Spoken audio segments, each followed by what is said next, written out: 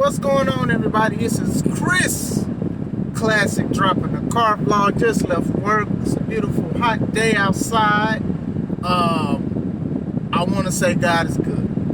I just want to say God is wonderful, a healer, a provider, a deliverer through trials and tribulations, which we understand what we go through, especially when we read the word and we understand that these are things that happen while we are on earth. I pray that we just continue to seek God, we continue to seek Christ, the Holy Spirit, and everything like that, and just love one another and pray for each other. Doesn't mean you have to support stuff. I don't know what's wrong with this world with that, but just love and just pray for people. Just continue to seek God. Make sure you subscribe to the channel, the Taking Home Podcast, this channel, and also my second channel with my wife, our professional wrestling company, C3 Ultimate Wrestling. We have a big show called The Amazing World, October 14th. That's our last show of the year. Check it out if you're in the Indiana area. Come out and show out. We gotta talk about Dominik Mysterio. We gotta talk about Dirty Dom. I'm Dirty Dom. I know it's Dirty Dan and SpongeBob, but y'all get what I'm saying. That man has improved drastically. And I was a fan of Dominik before he turned and all of this stuff. Now, I remember there were debates on Hook and Dominik, because Hook debuted a little bit after Dominik, and people were saying off of one match that Hook was showing a lot more improvement than Dominik. Now, I was like, what is y'all talking about? Hook only had a match. All I was saying is, let's wait and see. And I like Hook. Don't get me wrong, I like Hook.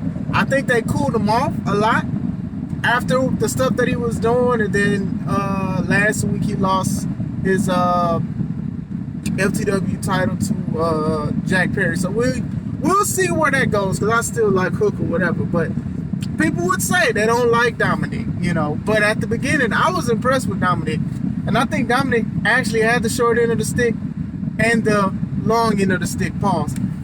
Like this, for example, Dominik debuted during COVID. So this was the Thunderdome. So there was no fans or nothing like that. Some wrestlers did not work because they had COVID, or they didn't want nothing to do with COVID or whatever like that. You get what I'm saying?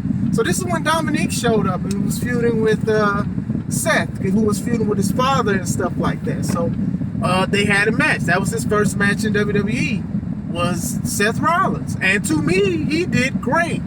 I think the match was a little too long, only because this was his first match. I felt like the psychology was there. The match was a little too long, but I was impressed. And then eventually he was tagging with his father, and people was with that. But then eventually people just did not care. And sometimes that's just the thing of either they think you're not ready, because nowadays if you're very young and you get called up without going to NXT, that pulls people's heartstrings. Some people get mad at that. They're like, oh, no, you're not ready. And don't get me wrong, I don't think he was ready at the time. But sometimes people can go to NXT, go to WWE, and still not be ready. I remember Paige Saraya now, when she was in NXT and stuff like that, she was good and all of that stuff and great things. And then with WWE, she got called up to the main roster after beating AJ Lee for her title. She was still a little, it was like a little small fish in the water. And then eventually she developed something in the character and stuff like that. That kind of stuff happens. So people was already sick of Dominik. They were sick of the man. They didn't want to see him. People was comparing him to his dad, which is unfair, but it's the truth. That's just what people do with generations and stuff like that. Some of the stuff he wasn't ready. It was just like, I was just getting beat up by everybody. Veer Mahan. Veer, I don't even know, is Veer on NXT or Raw? I don't know. Veer, who keeps coming and going from Raw and stuff, was just beating him up, beating his daddy up and stuff like that. People did not want to see Dominik. It did not matter who was on his team. Nobody wanted to see Dominik. And I was like, dang. And then I did look at stuff, and I was like, yeah, he do need to and work on some stuff and improve and stuff. Because you got to develop something. You can't just be smiling. And as a person who smiles a lot, when I'm wrestling and doing things like that, you have to develop something different, good or bad. And eventually, Dominik found it. Dirty Dom found it. He found it when he turned against Edge and his pops and did the Judgment Day and joined the Judgment Day. Now, the Judgment Day, I will say, sidebar as well, Judgment Day was one of these things. It was just like we were curious for it, but then a lot of people's already saying that it was a knockoff House of Black, and what they're gonna do when they kick Edge out. Like what's going on? Like, you get what I'm saying? And look at it now. It's a compelling storyline following another compelling storyline with the Bloodline. I just talked to my boy Art about that. That's the craziness of this all. Was that, you know, people just, I don't know, I want to say just looked and watched. And the vision is becoming clear, and it's very interesting. I like everybody that's in the Judgment Day. But going into it, then Dominik, it reminded me of some people when you went to school, sometimes the bully would pick on people, and then the people they picked on, they would try to be cool with the bully, want to be cool with the bully because they, you know, they don't want to be bullied anymore, or they want to look cool. That's what Dominik did, and it worked. It works. People did not like that. Judgment Day was already beating up him and his dad. Like almost every time he's getting beat up. Rhea was beating the boy up, was whooping him with the cane and everything. The boy was getting whooped, and he started to like it. Good, watch yourself, young man. But going back into it, it was just the writing on the wall. Like eventually people was like, he has to turn on his dad. He has to turn on his dad. He has to turn on his dad. And he eventually turned on his dad. And he turned on Edge. Wound up joining the group. You get what I'm saying? Start saying the stuff that people don't want to hear, but I liked. Say it was the next Eddie Guerrero, next Latino Heat. Oh my God, they hated him after that. He started doing time, getting arrested for going to his dad's house, the family house, and doing time and stuff like that. That's funny because a lot of us, especially us that grew up around this kind of stuff, you know somebody that said they went to jail and now they a G, they're gangster, homie. They gave him the teardrop tattoo. Like, it all worked. It works, man. It works because he is showing a different kind of heel because he is a smaller wrestler. He's tall, but he's skinny. But he's one of these guys that a lot of fans will look at and be like, you know what? I could take him in a fight.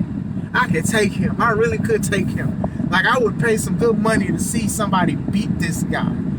It's not a lot of people that do these kind of things besides, like, maybe managers. You get what I'm saying? But to have an active wrestler, that's a good thing. Going into his match at WrestleMania against his dad, coming out in cuffs and stuff like that, like he just got let go of prison and things like that.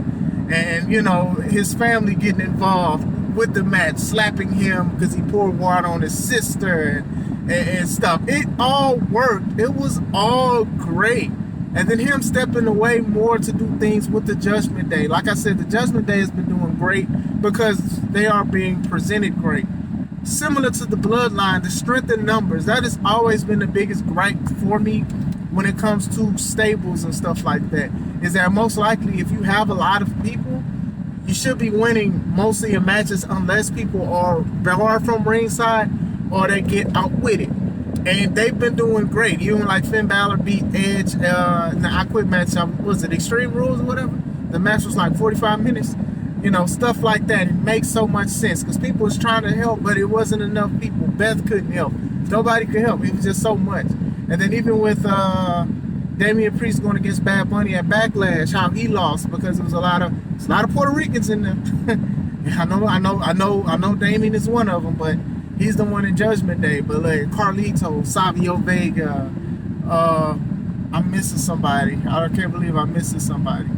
I said Carlito, Savio Vega. It was more people. The LWO, the Latino World Order, Zelina, Escobar. Like, to me, it was just it showed. Like, that was a good time too. That was a great match, by the way. And I love Damian Priest because he's a great worker. But going back into it, they have been presented well. Everybody has been doing their thing, and it's a compelling storyline. But going back to Dominik, talking about he's Latino, people cannot stand this man. And I'm here for it. I love it. I think Dominik has improved.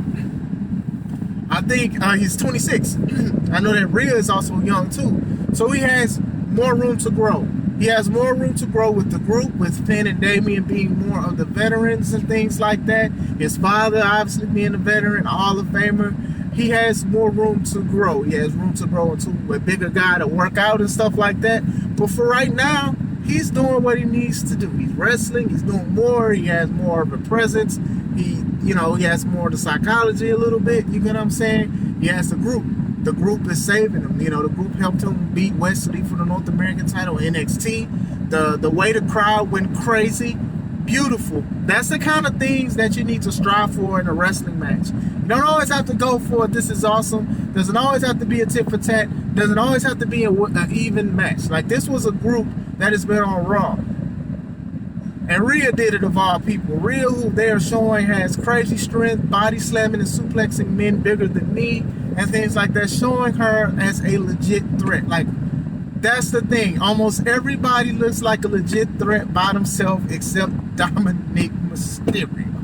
And it works. It's like I said, he is that heel that people would pay, if they do it right, the heel that people would pay to see somebody punching them out. That's what it's all about. Some people will look at him, I could probably show my grandfather a video of him. He'll probably be like, oh, I could take him and stuff like that. But the fact that he's winning, he's beating guys that's bigger than him or the same size and cheating, it all works.